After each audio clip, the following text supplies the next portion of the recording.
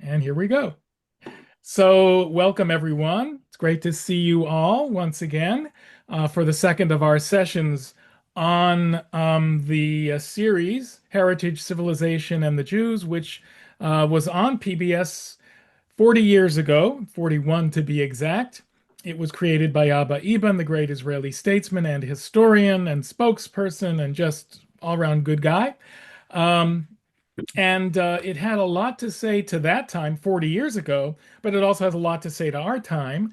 And I started last week, for those who may not have been able to be here, although you can pick it up archived on my blog, my Substack.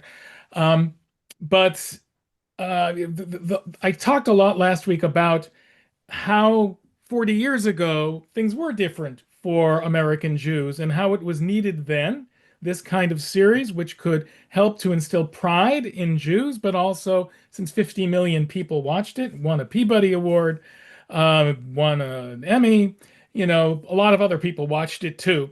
And that's exactly what we need right now. So I'm really trying to, dig into the relevance of this program right now. Um, for all of us. So, what I'm going to do, someone had asked last week, and I don't know if you're here today, about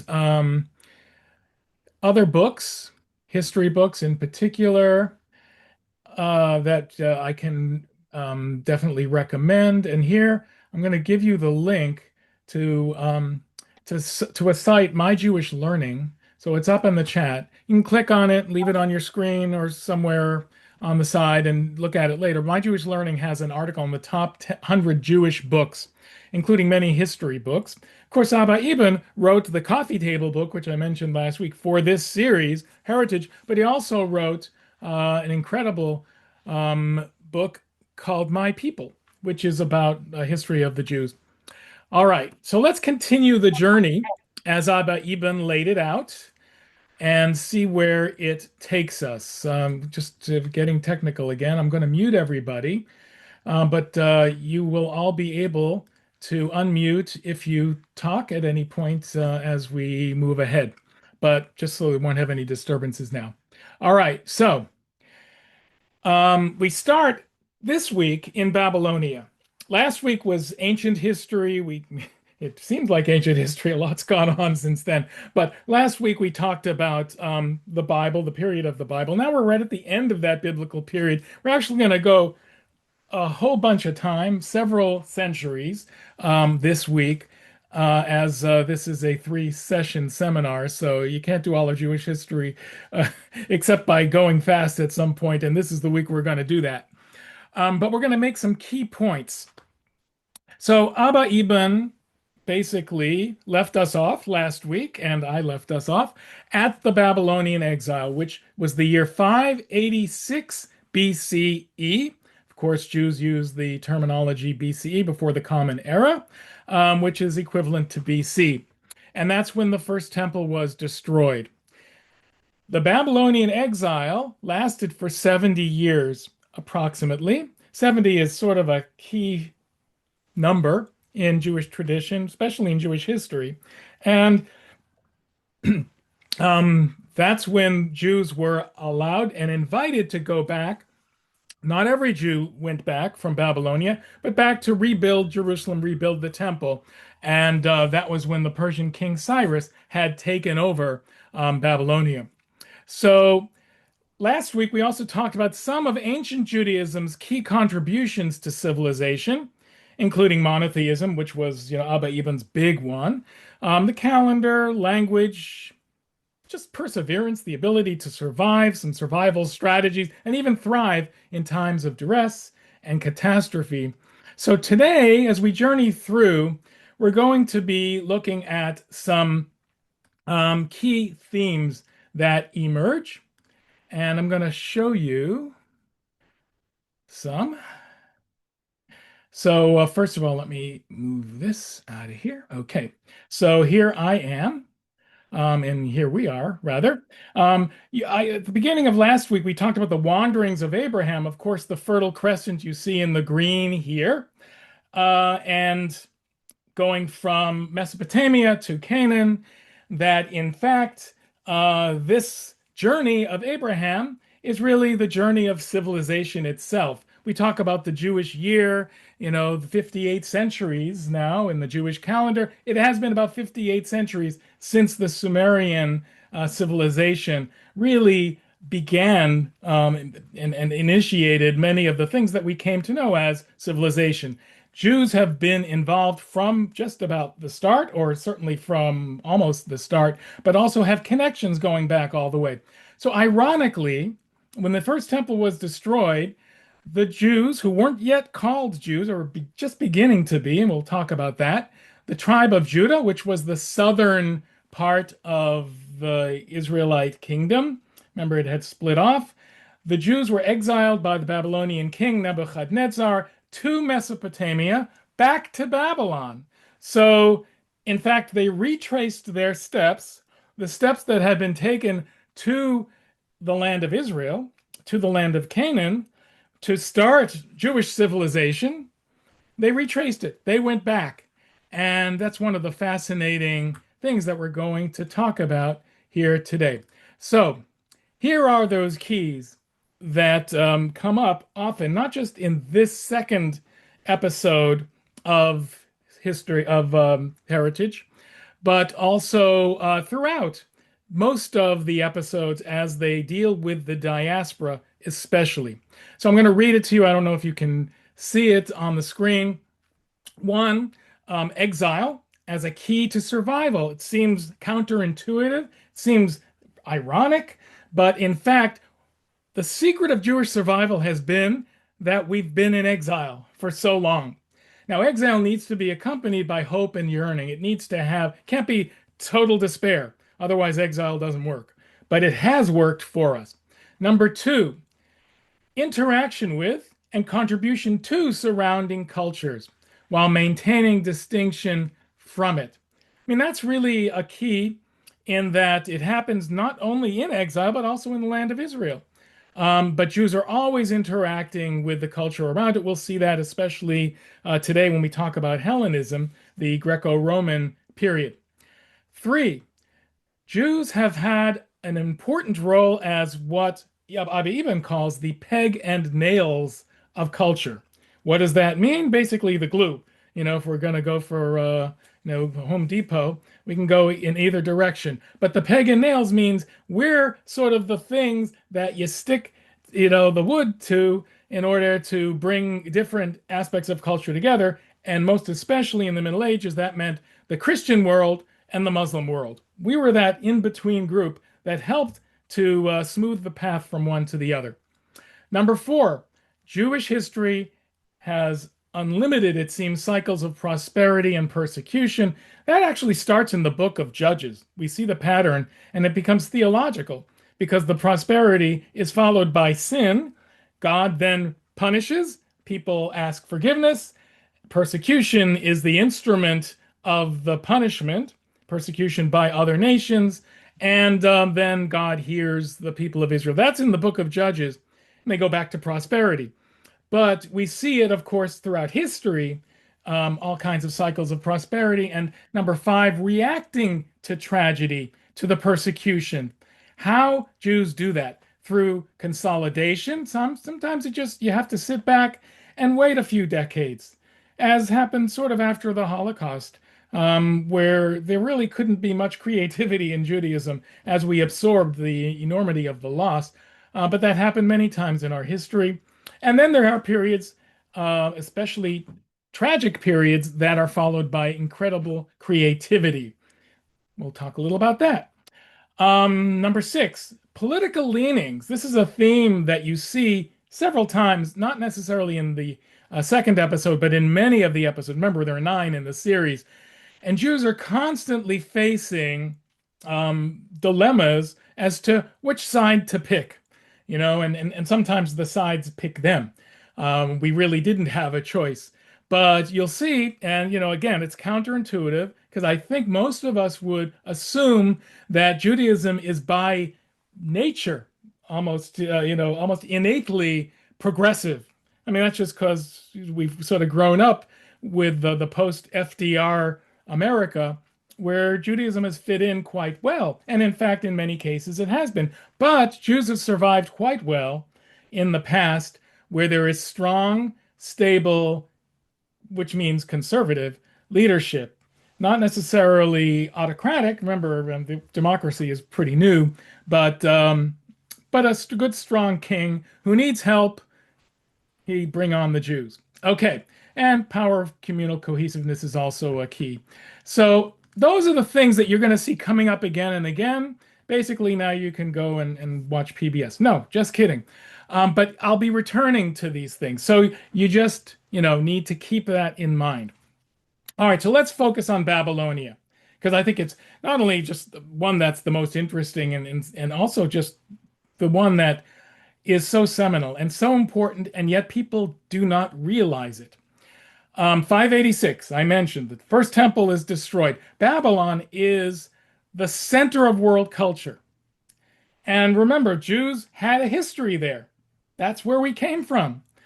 Originally, that's, the old country, although hundreds and hundreds of years ago, we don't know exactly how long because the Abraham story is, not exactly, at least not provably historical, but whatever. It's the story that we had, just like the Mayflower is the story that we have as Americans. It's important to us.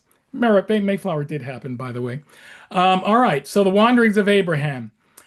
In Babylon, Jews are now in exile. Our temple's destroyed.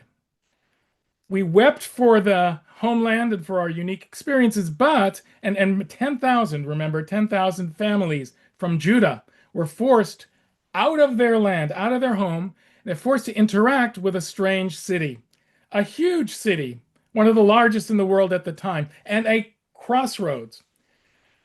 Linguists, astronomers, mathematicians, so much going on in Babylon. And Jews absorbed that. And actually, it influenced our culture, our civilization, the interchange. That's one of the keys that I mentioned before. It's so important. When you think of Jewish calendar names, so much about the Jewish calendar, in fact, goes back to Babylon. 1 month, Tammuz, for instance, it's the summer month in the Hebrew calendar. It actually is summer in Babylon. So it was important to note that immediately, almost through the instruction manual of Judaism, the instinct was to adapt. And I'm going to show you, if I can, again, we go back to, all right. So this is from Jeremiah, chapter 29. An incredible passage. I'm going to show you a few incredible passages tonight from the Bible that a lot of people don't read necessarily that often. This one comes up from time to time because it actually has to do with one of our prayers, the prayer for the country, the prayer for the government, which you wonder where that comes from. Why are Jews praying for a government that isn't ours? Well, here's what Jeremiah said. Remember, they were about to be exiled. They were on their way. And he's telling all the elders of the exile, this is what you need to do when you get to Babylon. And I'll go to verse 4, halfway down. Thus said the Lord of hosts, the God of Israel, to the whole community which I exiled from Jerusalem to Babylon. Remember, they're being punished. Jeremiah did not mince words. He felt they had sinned. But God is saying, don't give up. Build houses and live in them. Plant gardens and eat their fruit. Take wives and beget sons and daughters, and take wives for your sons, and give your daughters to husbands, lest that they may bear sons and daughters. Multiply there, do not decrease. Don't let depression get you down. Don't let disaster get the best of you. That's what he's saying. And seek the welfare of the city to which I have exiled you, and pray to the Lord in its behalf, for in its prosperity you shall prosper.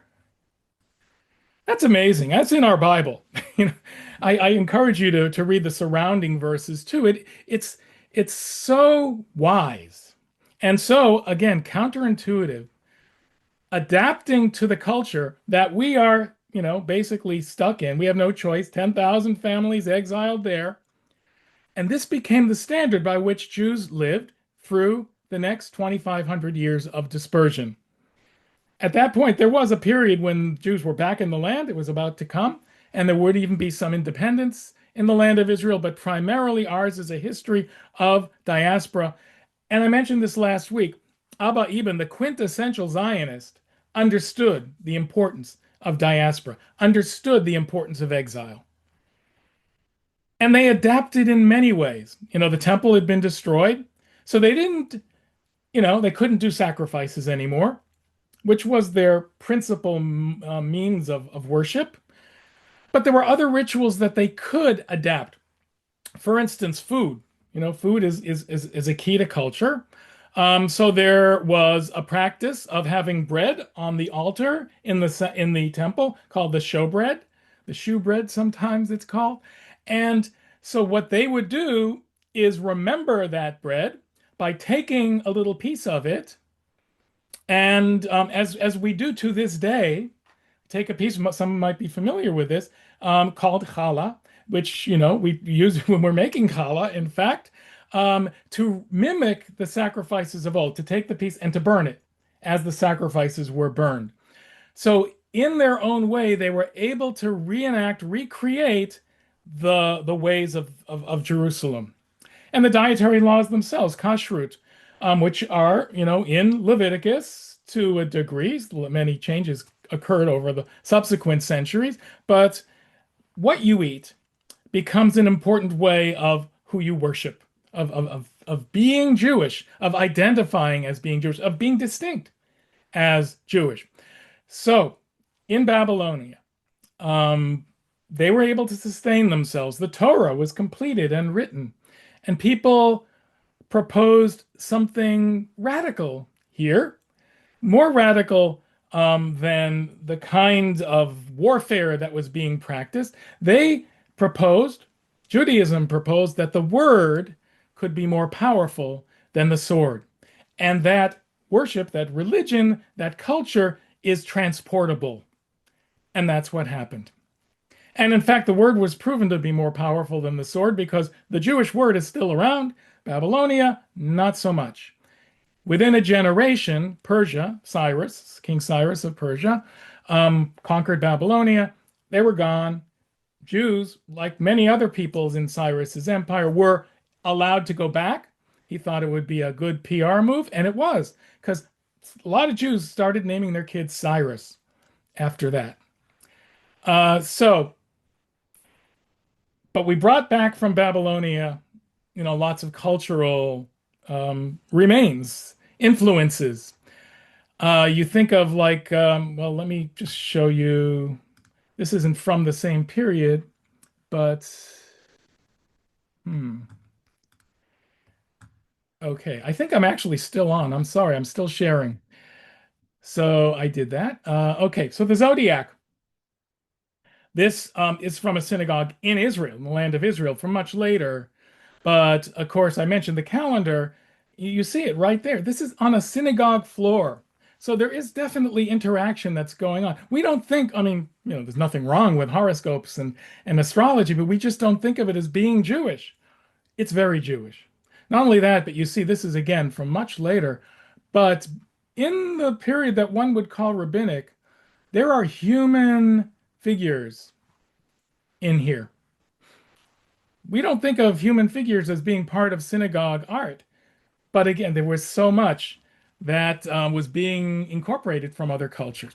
I want to go back to the rivers of Babylon, though, because there's more to be said about the role of exile. Okay, so this is Psalm 137. You can all see it, right? Just nod if you can. It's there anyway. I might not be able to read it. It might be a little small. But by the rivers of Babylon, there we sat down. We also wept. So Jeremiah is telling them to go and, basically build homes, celebrate, have kids, tend to your gardens. But still, they were very depressed because they had left their home. And it says, we hung our lyres on the willows in its midst. And for there, those who carried us away captive required of us a song. And those who tormented us required of us mirth. They were trolling the Jews. Sing us one of the songs of Zion. How shall we sing the Lord's song in a foreign land? Key line there. And then, of course, the one that everyone knows. If I forget you, O Jerusalem, let my right hand forget her cunning. If I do not remember you, let my tongue cleave to the roof of my mouth. If I do not set Jerusalem above my highest joy. So, how did they handle exile back then? And here I am in Masada, but I really, at this point, I just try to keep things lively. Okay, so let's go to Jerusalem. Because we're not going to forget thee, O Jerusalem. All right. So, ancient Babylon, most beautiful city, hanging gardens, spectacular ziggurats, a marvel. Now, a historian in 450 BCE, Herodotus, wrote, Babylon surpasses in splendor any city in the known world. But for Jews, being brought there after the destruction of the first temple, this was the first exile. It was dispersion. And they sat by the rivers, which were King Nebuchadnezzar's massive network of canals and aqueducts that his Army Corps of Engineers built, feeding from the Euphrates. Those are the rivers of Babylon, and they sat there, this beautiful, huge city, but they could only weep for Zion. Little did they know that Cyrus would take over, going through those same aqueducts and canals to conquer the city 50 years later. But the psalmist knew probably about all that when Psalm 137 was written. I would guess it was probably written after this is all over. And he's taking us on a journey from exile to restoration, from powerlessness and homelessness to a promise of return. By singing those songs, they had to sing the songs of Zion. That was one ingredient to coping with exile, to coping with catastrophe. Not only that, they had to set up new institutions so they wouldn't forget Jerusalem. They were called synagogues. They set up Hebrew schools. They wrote down from memory all the stories and laws that had sustained them back home, all those things that they had taken for granted for centuries, that, the priests did it. They had to do it. They had to write it down. They painted verbal pictures of what life was like back then in Jerusalem, so the children would not forget. And they collected them into one single document, which was called the Torah. And they came to be known as a entirely new name, this people that wrote this Torah, and that was Jews, people from Judah. First time, it's the end of the biblical period, first time they're called Jews. And the Torah became home for them. Of course, they yearned for Jerusalem. You have to have yearning, you have to have hope, but it was the Torah that they always took with them. The Torah became home. And in fact, if you remember last week, I showed the Hebrew alphabet. The first letter of the Torah is the letter Bet. Letter Bet, in ancient script especially, but even in modern Hebrew, means home. All of this happened by the rivers of Babylon. In the face of utter homelessness, they faced Jerusalem and held it up above their chiefest joy.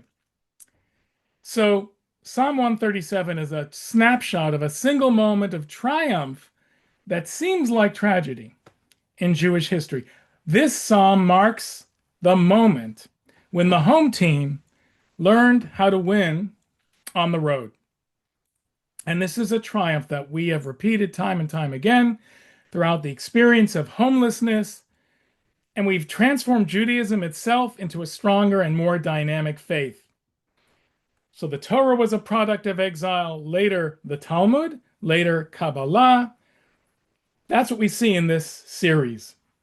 From the very start, Abraham and Sarah, who were known as Ivrim, Hebrews, from the word meaning cross over, they were the ones who crossed over these same rivers, going back and forth, Mesopotamia.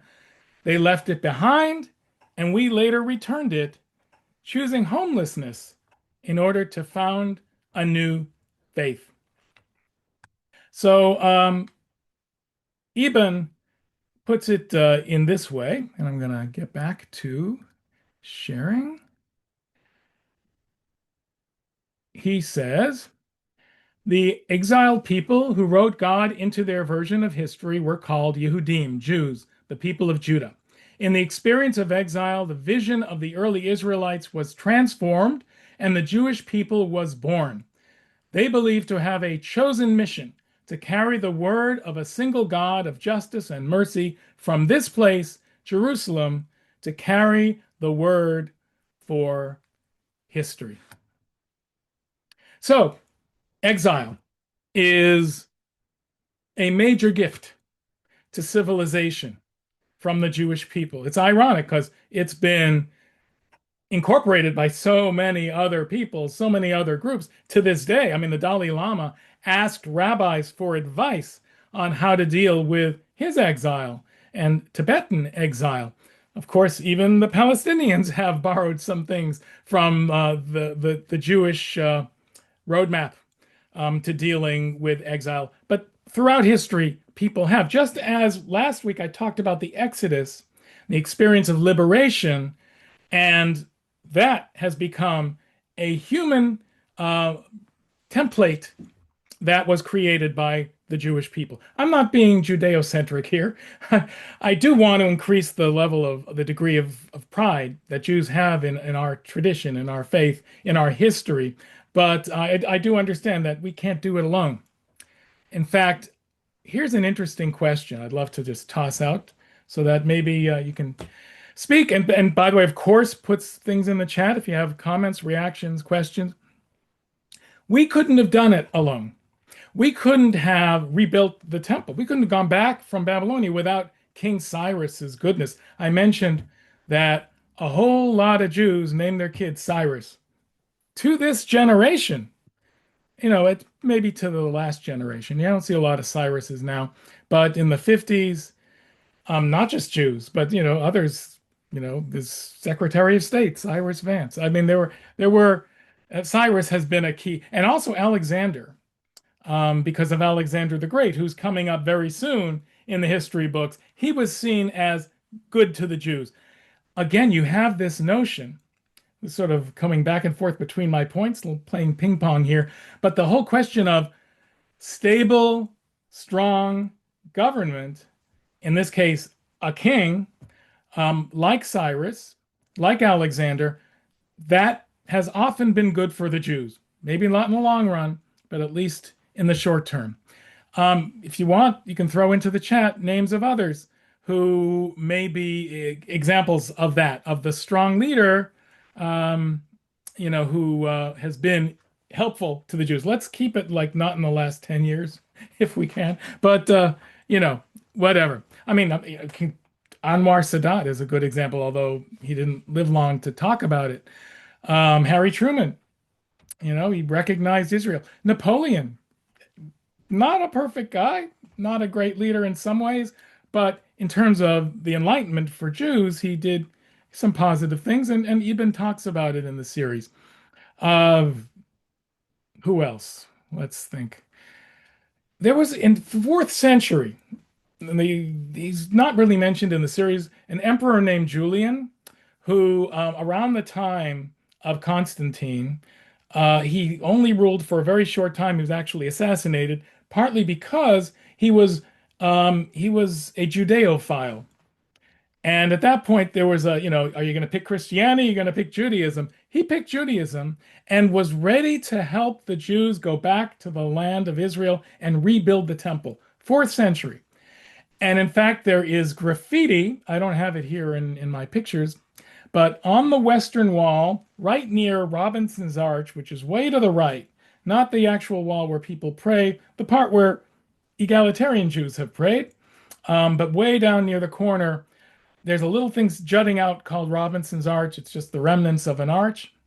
Right under it, there's graffiti from Isaiah. I don't have the exact verse offhand, but basically, people shall rejoice and the grass will grow, and everything's going to be great. It was sort of a messianic hope for the temple to be rebuilt, and it was inscribed there by Jewish workmen during the time of this particular Roman ruler, who were thinking that, wow, we're going back. Didn't happen, unfortunately. But there have been great leaders. That was really my point. Okay, so I want to stop here for a second. Does anyone have anything they'd like to say? Just unmute and talk, because I can't necessarily see. Any questions, or write them in the chat. You have 3 seconds because I'm drinking. Okay, time's up. No, I understand.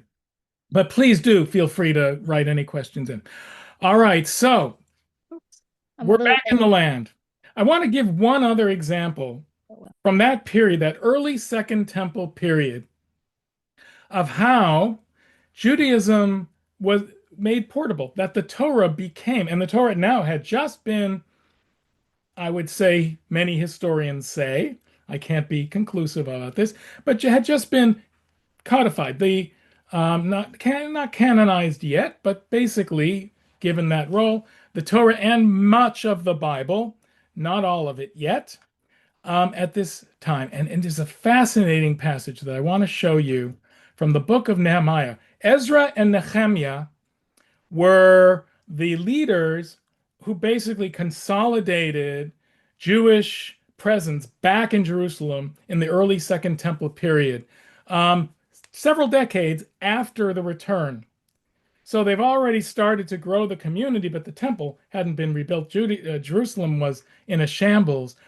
And so Ezra started to read the Torah on a regular basis in the marketplace, in a place that, is a name that sort of rings familiar to us, called the Water Gate.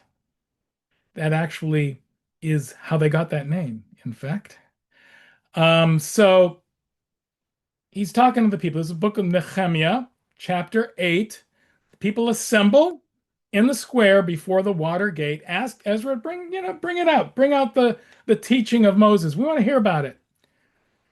So first day of the seventh month, Ezra brings it out. Seventh month, by the way, remember the months were different in the Bible. That is Rosh Hashanah. Of course, they didn't really know of it as Rosh Hashanah at that point. They called it something else, depending on how much they were observing. And we don't really know, as you'll see.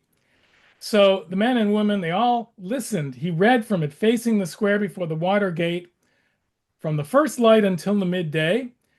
Men and women and those who could understand, the ears of all the people were given to the scroll. They were listening. It was like how we watch, a great movie.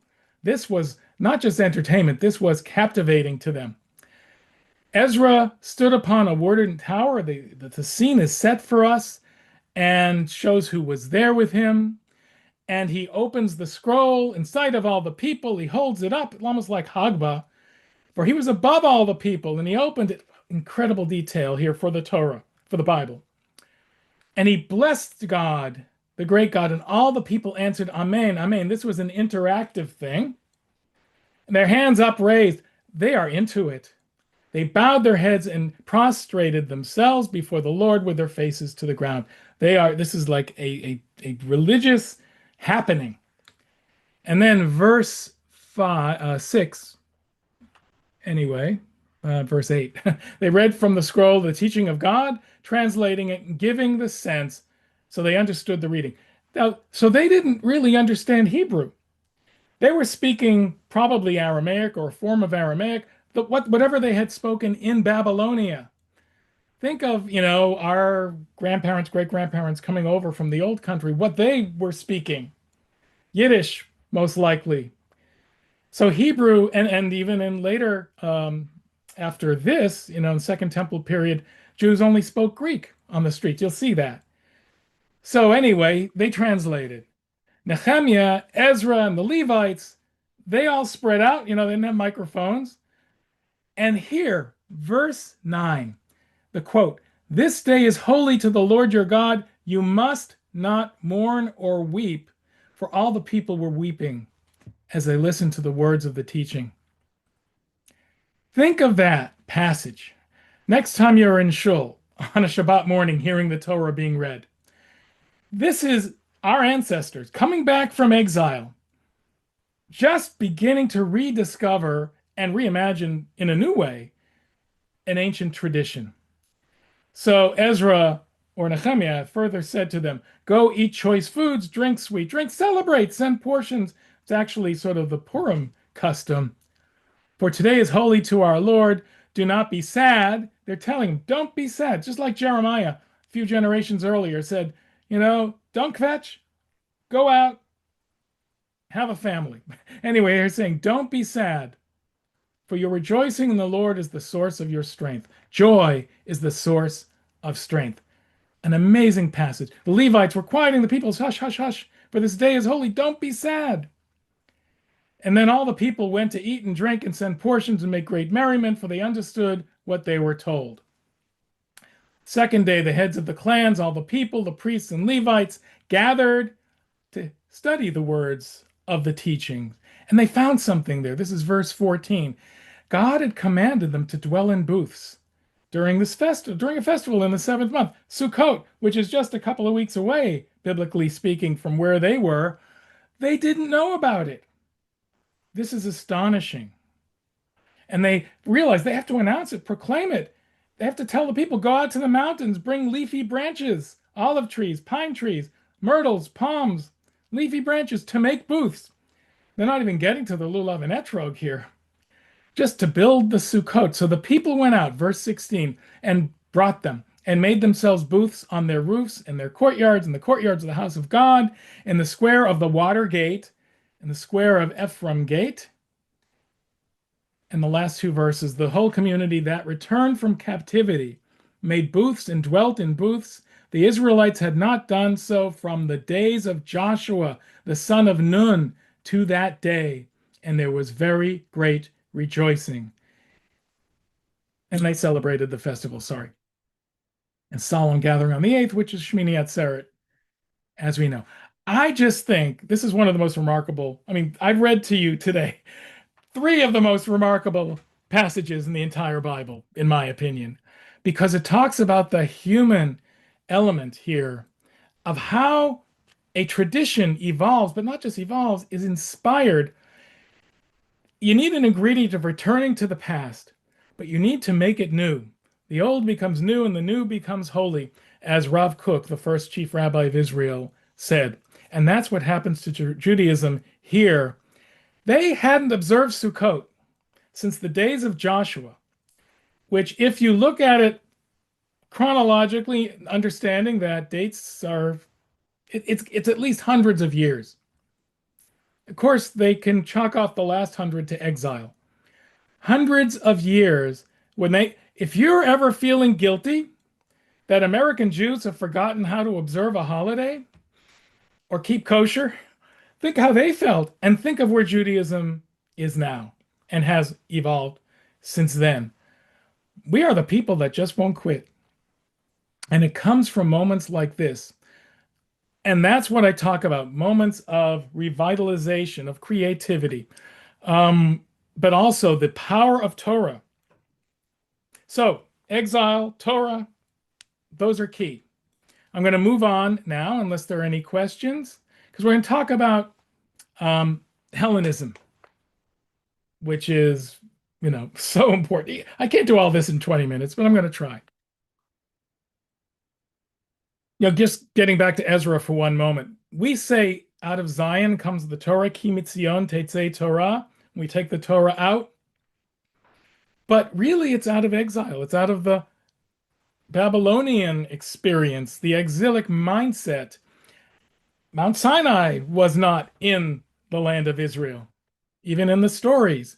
So there's a great interplay here that's going on. Still, we need our home base. And no doubt, Mount Zion has always been just that.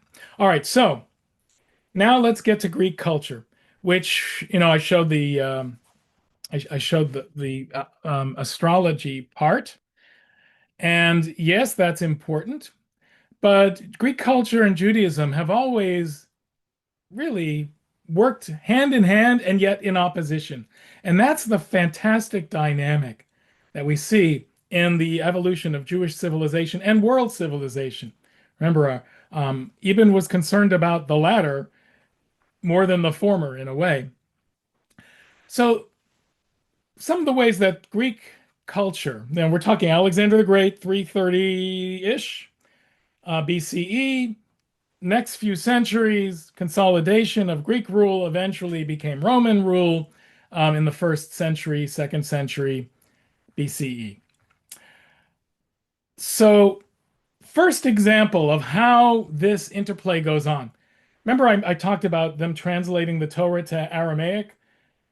Well, by the time we get to second, third century, only after a century of Alexander's leadership. Let's see if I have a map here. I think I do.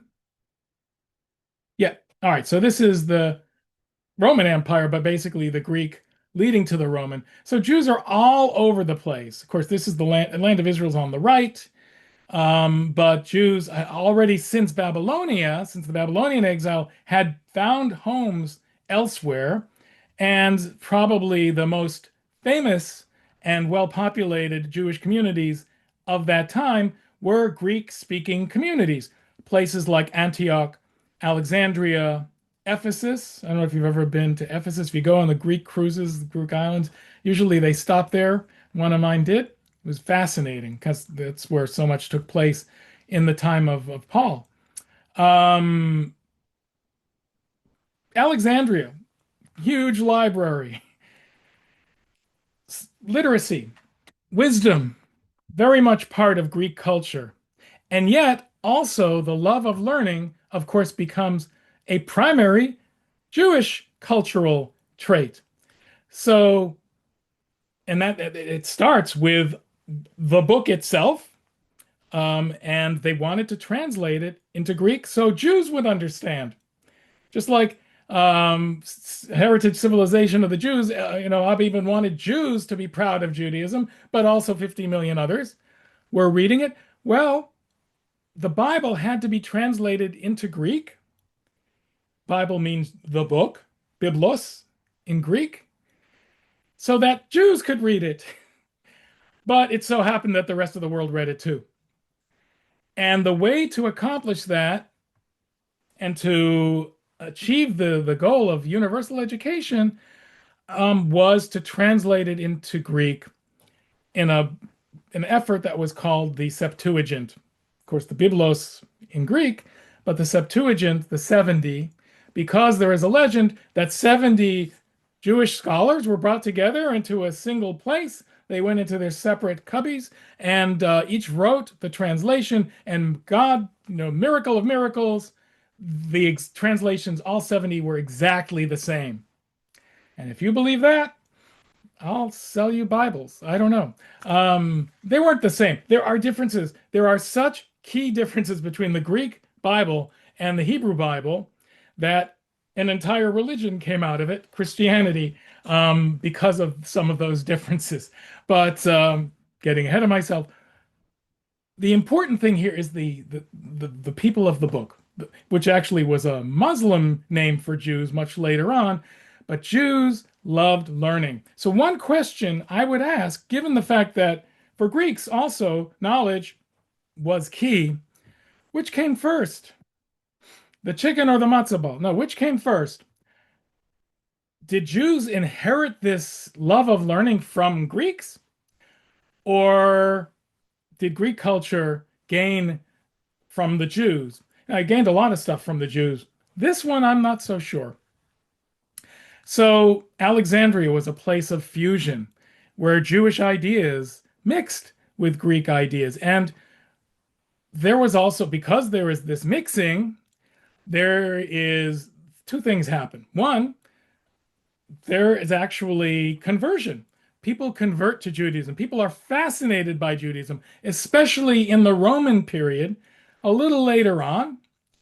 But first, we have friction because the Greeks, when they wanted to consolidate their rule, they did it through religion. They did it through their gods. And the worship of Zeus, of course, became paramount there.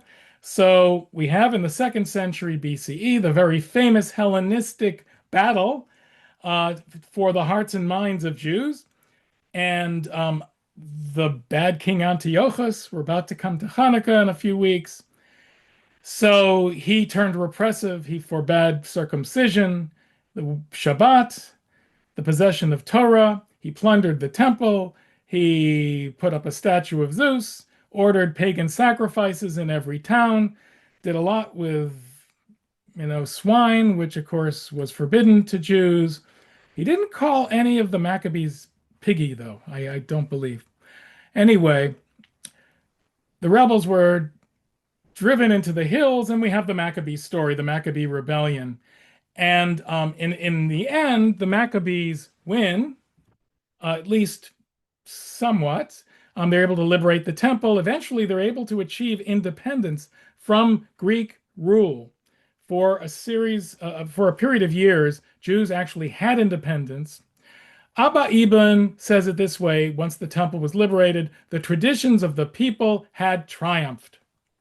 He's on the Maccabee side. So I want to give you just one little sort of connection, since I suspect some of you are watching the Ken Burns series on the American Revolution. I've been enjoying it. It's actually similar in some ways, although far advanced, 40 years better in terms of technology and all that, but similar to the style of Abba Eban. This was a civil war. The Maccabean War, the war, just like the Revolutionary War, was a civil war, Jew against Jew. The same with Hellenism. There were many parties of Jews, many different opinions, and for the most part, Jews wanted to get along with their neighbors. And if they wanted to get along, it meant to go to the gymnasium. You take off some clothes. You get to be part of the Greek culture. There was a big gymnasium that Herod built in Jerusalem. So being part of the Hellenistic style, and of course speaking Greek itself. But there were Jews who moved more to the other side, to the extreme, and that's where the Maccabees were, and they won. So, all right. But I want to focus, I'm not going to focus on the Maccabees. I want to give a few minutes because, this is a bit helter-skelter, but I'm trying to stick to what I told you at the beginning. These are the keys to the Jewish contributions to civilization through the ages. So the Hellenistic influences to Judaism were really important because they helped Jews to be part of the world and helped Judaism to be accepted and, as I mentioned a moment ago, loved and admired and influential, especially in the diaspora. So here's something that Abba Eban said. That's Masada again. From the destruction of Solomon's temple more than 600 years before, to the destruction of the temple that Herod had built, the Jewish people have not only survived conquest, they have sanctified knowledge and custom of ritual and belief that we now call Judaism. In the centuries to come, the belief so passionately held by the Jews would spread around the world. The dispersion kept Judaism alive. And here's an incredible example of the mix of Jewish and Hellenistic culture. This is a synagogue that is one of the oldest synagogue paintings around. This picture was taken a month ago in Damascus at a museum that, of course, because of the Assad rule, Jews have not seen this museum for many decades. Now, the first rabbis and other Jews came on a trip to Damascus and saw the Dura Europos Museum that comes from the 3rd century. What's fascinating, was painted around 244 CE. It's filled with biblical scenes that look very Greek. Now, what makes it lasted so long and so beautifully, you'll see the colors. So this is one of the panels. It was taken by the Romans, I believe. It was destroyed by a Roman garrison about a decade later. It only existed for a decade. It's sort of like Pompeii in a way, because it was then covered over by dirt. And because of that, it was allowed to survive. The paintings in full color.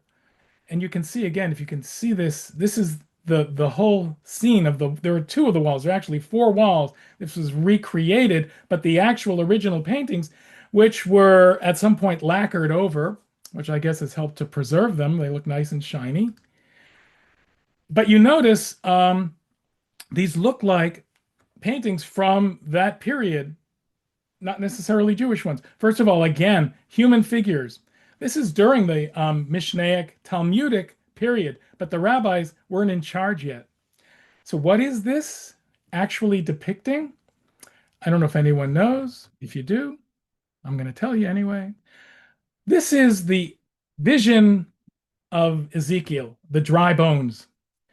But they didn't use bones back then. This is how they imagined bones to look, I suppose.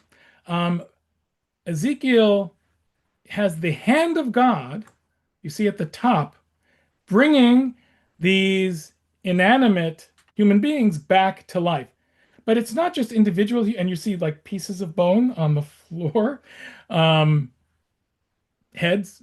You know, looks a little gruesome. They didn't, skeletons. I'm sure they had to have seen skeletons, but this is how they imagined this to be because, whoops, that's not the way it should look. Okay, on the left, you see what looks like a structure embedded in the rocks along with a foot.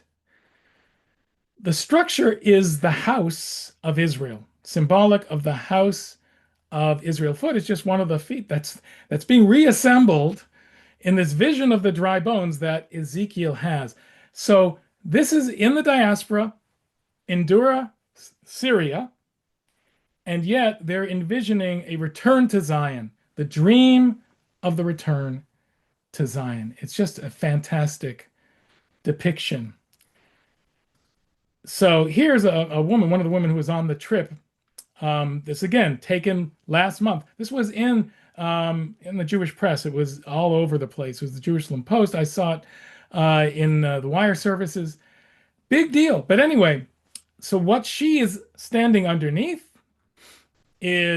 are two images, famous images from the Bible. On the left is King David, but David isn't the guy on the very left. That's Samuel anointing King David, who's not yet king. He's there with his 6 brothers. And I guess the one whose Samuel's hand is over, because he's probably putting some oil on his head to anoint him to be the next king, that is David. Again, human figures, and they're dressed, probably in Roman style of the time. All right, so on the right, that is Pharaoh's daughter taking Moses out of the River Nile. Moses, in the bulrushes, those are her servants behind her. And if you're wondering, and I really don't intend to blow this up, that is a nude photo, a nude depiction, not just the baby up front, because they're bathing, of course. So the culture is so different from ours, but would have totally fit in a Greco-Roman, Hellenistic environment, and yet would not have fit at all in what we consider, certainly traditional Judaism, rabbinic Judaism. That just shows you the extent to which Judaism, has so many different forms in that time. Okay, so this is just showing the Jews of the Roman Empire. You can see wherever there were people, there were Jews and Romans, of course. All right. So I have more to do, but I can leave this for next time. But I want to just conclude, talk just a second about Christianity because it's in the series, but not a lot, and then get to the question. Or actually, Christianity is actually not that important to this, except to say that Judaism could have gone in one or two directions, and it sort of went in the direction of Judaism. Christianity went in the direction of Christianity. Somehow, in the 4th century, Constantine decided he was going to go Christian. Had he gone Jewish, we would basically run lots of great pilgrimage to Rome. Um, Probably would have a few more people too. All right, but back in the ancient Roman period, 1 million people lived in Rome and lots of Jews. There's supposedly almost 7 million Jews within the Roman Empire in the year 70. So Jews were very influential. A Roman historian in the 3rd century, Dio wrote, Jews are distinguished from the rest of humanity in practically every detail of their lives, but especially in that they refuse to honor any of the usual gods and adore one particular divinity with great ardor and worship him in the most extravagant fashion. And Josephus wrote, the great Jewish historian of that period, the masses have been for a long time filled with enthusiasm for our pious custom. Josephus was the Sally Field of that era. They like us. They really like us. And there isn't a city in Greece or a people among the barbarians, even the barbarians, which does not practice our custom of weekly rest, our fasts, our lighting of lamps, and many of our dietary laws. And thus God is known the world over. So Jews might have been outsiders.